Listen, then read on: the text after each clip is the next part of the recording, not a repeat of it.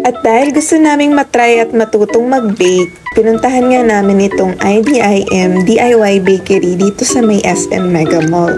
Ito yung baking area nila. Tapos ito yung mga cake design na pagpipilian mo.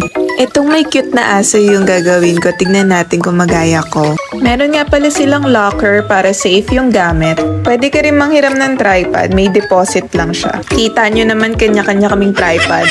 Ito nga pala yung instructor namin. At dito sa tablet yung instruction. So, kompletuhin ang ingredients. At sundin ang instruction. Ngayon, i-mix na natin siya. At ito na siya after.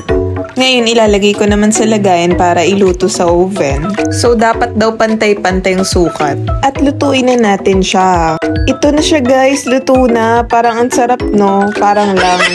So, ngayon gagawin ko naman yung icing. At ilalagay ko na nga yung icing sa cake. Kaya lang umiral naman katangahan ko. Kailangan palang gupitin yung dulo. Ngayon, pagpapatungin ko na yung cake gamit tong icing at saka yung syrup.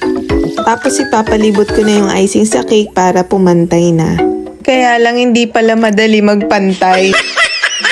Nag-call a friend pero di pa rin natuto kaya instructor na yung tinawag. Pero wala pa rin.